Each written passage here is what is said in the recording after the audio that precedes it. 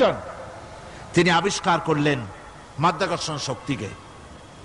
এই মাধ্যাকর্ষণ শক্তি, law of gravitation, এ সম্পর্কে মানুষের এই থেকে কিছু জানলো, কিন্তু আজ থেকে 1400 বছর আগে আল্লাহ রাব্বুল আলামিন তার উম্মি নবী, যিনি কোনো বিজ্ঞানাগারে লেখাপড়া করেন নাই, কোনো সায়েন্স রিসার্চ করেননি, যিনি কোনো কলেজ ইউনিভার্সিটিতে পড়াশোনা করেননি, তার মাধ্যমে জানিয়েছেন মাধ্যাকর্ষণ শক্তির কথা। কোরআন বলছে, ইন্নাল্লাহা ইউমসিকুস সামাওয়াতি ওয়াল আরদা আন তাজুলা।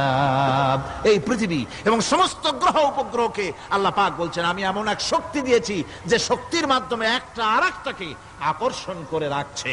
এই পৃথিবীতে মাধ্যাকর্ষণ শক্তি শুধু পৃথিবীর নাই, সূর্যের আছে, মঙ্গলের আছে, নেপচুনের আছে, ইউরেনাসের আছে, বৃহস্পতির আছে। প্রত্যেকটি গ্রহের আলাদা আলাদা মাধ্যাকর্ষণ শক্তি আছে।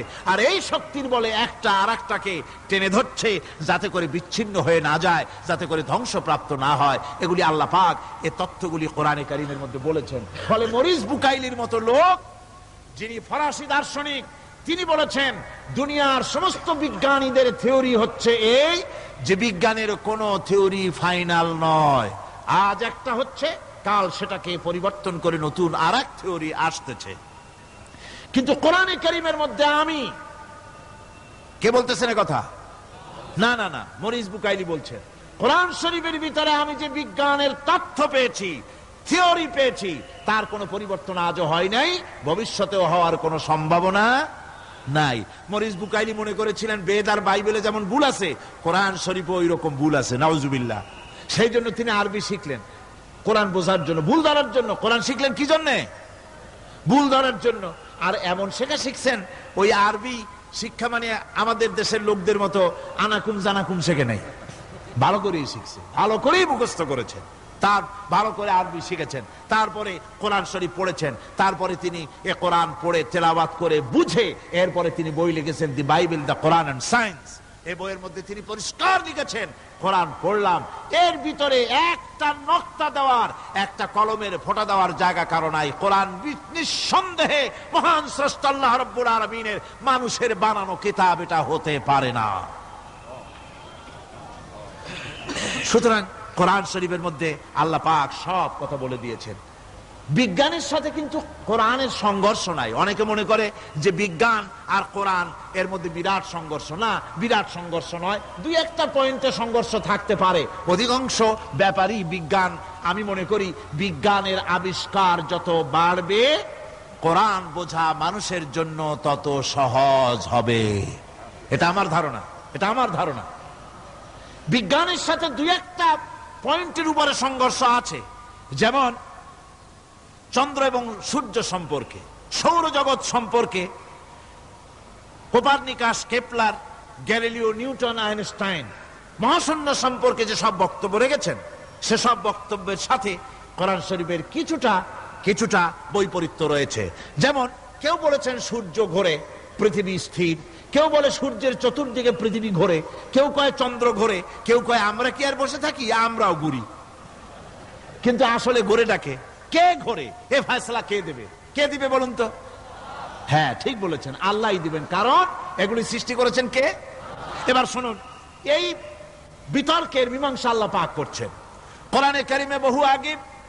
গ্যালিলিও, কেপলার, কোপারনিকাস, এদের বলার অনেক আগে বিশ্বনবী জনাবে মুহাম্মদ রাসূলুল্লাহ সাল্লাল্লাহু আলাইহি ওয়াসাল্লাম তিনি বলে দিয়েছেন, আল্লাহর কথা তিনি বলেছেন, লাশ-শামসু ইয়ামবাগি লাহা আন তুদরিকাল কামারা ওয়ালাল লাইলু সাবিকুন নাহার ওয়া কুল্লুন ফি ফালাকিন ইয়াসবাহুন। প্রবল জ্ঞানী হইবে যাহারা, আপন মনেতে বুঝিবে তাহারা, রাত্রি পারে না আগে যাইবার দিনের স্থান করি অধিকার, চন্দ্র বাঁধে না সূর্যের গায়েতে, সূর্য পারে না চন্দ্রকে ধরিতে, যার যে স্থান বহাল রাখিয়া ভ্রমণ করিছে খোদাকে ডরিয়া। আল্লাহ রাব্বুল আলামিনকে ভয় করে সব ঘুরছে, চাঁদও ঘোরে, সূর্য ঘোরে, মঙ্গল ঘোরে, ইউরেনাস ঘোরে, বৃহস্পতি ঘোরে, পৃথিবীও ঘোরে, সব ঘুরছে তো ঘুরছেই, বন বন করে ঘুরছে, একটা নির্দিষ্ট কক্ষপথে, আপন আপন কক্ষপথে ঘুরছে, যার ফলে অ্যাক্সিডেন্ট হয় না। সুবহানাল্লাহ। জোরে বলেন সুবহানাল্লাহ। নির্ধারিত কক্ষে ঘুরছে, নির্ধারিত কক্ষে ঘুরছে। এর কক্ষগুলি আল্লাহ পাক ঠিক করে দিয়েছেন, সেই কক্ষে ঘুরতেছে, একে অপরের পথ অতিক্রম করতেছে না। আবার ওই মহাশূন্যের ভেতরে রয়েছে black hole. Black hole, black hole কি? ব্ল্যাক হোল হচ্ছে একটা বিরাট অন্ধকার গহ্বর, একটা মৃত্যুকূপ। এত বড় বিরাট ব্ল্যাক হোল মহাশূন্যে আছে, বিজ্ঞানীরা হয়রান হয়ে গেছে। তার এত বড় শক্তি, সে শুধু তারা খায় না, কোন তারকা ঘুরতে ঘুরতে যদি তার কাছে এসে যায় তারাকে খেয়ে ফেলে। কোন আলো যদি কাছে আসে, আলো শুষে নিতে নিতে আলো যার থেকে এসেছে সেটাকেও শেষ করে ফেলে। এ ধরনের একটা দারুণ আকর্ষণী শক্তি তার মধ্যে আল্লাহ সৃষ্টি করেছেন। একটা ব্ল্যাক হোল আছে মহাশূন্যের ভিতরে। সূর্য, চন্দ্র, গ্রহ, নক্ষত্র, যে সূর্য পৃথিবীর চাইতে 13 লক্ষ গুণ বড়, এমন 2 কোটি সূর্য খাইয়া হজম করতে পারে এত বড় ব্ল্যাক হোল আল্লাহ তৈরি করে রেখেছেন মহাশূন্যের উপরে। রয়েছে মিল্কি ওয়ে, রয়েছে গ্যালাক্সি, অন্তত 10,000 কোটি, 10 সহস্র কোটি তারকা দিয়ে সমৃদ্ধ গ্যালাক্সি মিল্কি ওয়ে, যেটা অন্ধকার রাত্রে, তারকা সজ্জিত রাতে উত্তর দক্ষিণ দিকে টানা একটা পথের মতো দেখা যায়। এটা হচ্ছে গ্যালাক্সি, এইটাকে বলা হয় মিল্কি ওয়ে। এটা হচ্ছে ছায়াপথ। অসংখ্য তারকা এর মধ্যে রয়েছে। কত বড় বড় তারকা, অনেক দূরে। তাই আমরা দেখি বিন্দু বিন্দু, আসলে কি বিন্দু না। কত বড় জানেন? বিজ্ঞানীরা বলেছেন দৈত্যের মতো বিরাট বিরাট তারকা আছে, যে সূর্য পৃথিবীর চাইতে 13 লক্ষ গুণ বড়। এরকমের সূর্যের অন্তত 3 কোটি সূর্য খাইয়া হজম করতে পারে এরকম অসংখ্য তারকা মিল্কি ওয়ের ভিতরে আল্লাহ সৃষ্টি করেছেন। সুবহানাল্লাহ বিহামদিহি, সুবহানাল্লাহ। আর মানুষ লাফায়, 4 আঙ্গুল মানুষ খালি লাফ দেয়, মোষ কতগুলো রাখিয়া। কোন আনন্দে লাফাও, কি শক্তি তোমার! মহাশূন্যের তুলনায় এই পৃথিবীর অবস্থান কি জানেন? এই জন্য যত বেশি পড়াশোনা করবেন মাথা নত হয়ে যাবে। কমিউনিস্ট হয় ছাগলেরা, বুদ্ধিমান কোনোদিন কমিউনিস্ট হয় না। কারা কমিউনিস্ট হয়? ছাগলগুলি, যাদের আকল নাই, যাদের জ্ঞান নাই, বুদ্ধি নাই, ওরাই কমিউনিস্ট হয়। কোন চিন্তাবিদ, কোন বিজ্ঞানী কমিউনিস্ট হয় না। মাথা নত হয়ে যায়, আল্লাহর এই সৃষ্টি দেখে পাগল হয়ে যায়। নিঃসন্দেহে আল্লাহ আছেন, নইলে পরে এগুলি হয় কি করে? আমি চিন্তা করে পাই না কমিউনিস্ট হয় কেমনে, কতখানি পাগল হইলে হয়। ছোট্ট একটা রুমাল দেখলে মনে করি কোন তাঁতি এটারে বানাইছে। একটা এই কি জানি কয় মাইক দেখলে মনে করি কেউ এটাকে বানাইছে। টেবিল দেখলে মনে করি কেউ বানাইছে। ফ্রিজ দেখলে মনে করি বানাইছে কেউ। একটা সুই দেখলে মনে করি কেউ এটাকে বানাইছে। আর এই বিশাল পৃথিবী, ওই বিশাল আকাশ, কমিউনিস্টরা কয় এমনি এমনি হয়েছে। আমার বন্ধুগণ, মাথা নত হয়ে আসবে চিন্তা করলে কি বিশাল সৃষ্টি আল্লাহ পাকের। এই ছায়াপথ, এই গ্যালাক্সি, এর তুলনায় পৃথিবীর অবস্থান কোথায়?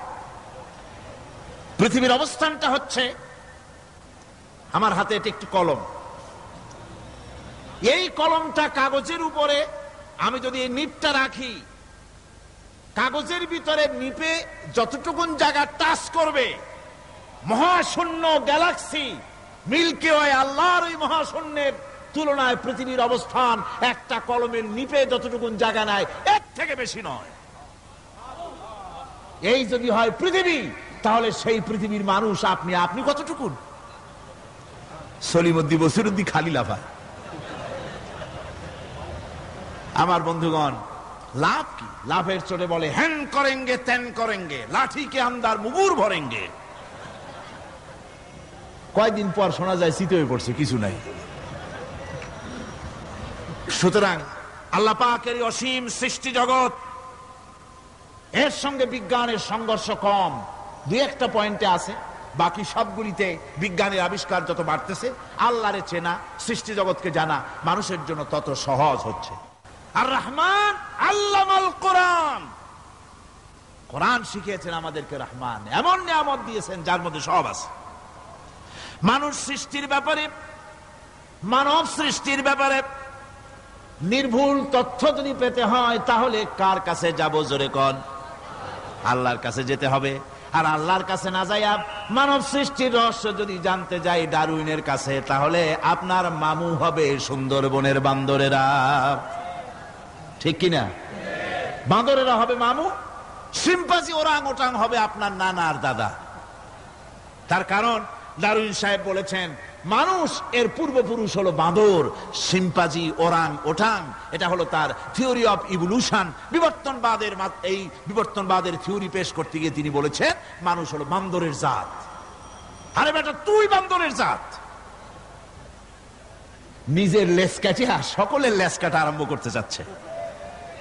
কি পাগলের পাগল, মানুষ হয়েছে বান্দরের জাত। আশ্চর্য কথা। কেমনে কইলে? তো বললো যে শিম্পাঞ্জি দেখছে, তো সে শিম্পাঞ্জি দেখে তার মনে হয়েছে যে মানুষ ওইরকমই তো দেখা যায়, তো মানুষ বুঝি বান্দর থেকেই আসছে। আমি বলি পৃথিবীতে এমন পাগল আমি কোনোদিন দেখিও নাই, শুনিও নাই যে কোনো পাগল পাবদা মাছ দেখে বলেছে যে এটা হচ্ছে বোয়াল মাছের পূর্বপুরুষ। টাকি মাছ দেখে কোন ছাগলেও বলেছে আজ পর্যন্ত যেটা হলো শোল মাছের পূর্বপুরুষ। পুঁটি খাইতে খাইতে আস্তে আস্তে বিরাট শোলে পরিণত হয়ে গেছে, কোনো পাগলেও বলেনি। আচ্ছা, মেনে নিলাম ডারউইন সাহেবের থিওরি, মেনে নিলাম এক সেকেন্ডের জন্য যে বান্দর থেকেই মানুষ হয়েছে। এখনো তো বানর প্রজাতি আছে না শেষ হয়ে গেছে? আছে কিনা? তাহলে সুন্দরবনে যান, যে দেখুন কোন বাঁদর কি এ পর্যন্ত দেখা গেছে যে কোমর পর্যন্ত মানুষের মতো হয়ে গেছে? আর একটু দুধ আর পনির আর একটু এই শুটকি মাছ লোট্টা ফিশ খাওয়াইলে আর কদিনের মধ্যে এই বান্দরটা মানুষ হয়ে যাবে। হয়েছে এরকম? বাঁদরের 12 আনা মানুষ হয়ে গেছে, 14 আনা মানুষ হয়ে গেছে, আর অল্প একটু বাকি। এরকম দেখা গেছে কোথাও? দেখা যায়।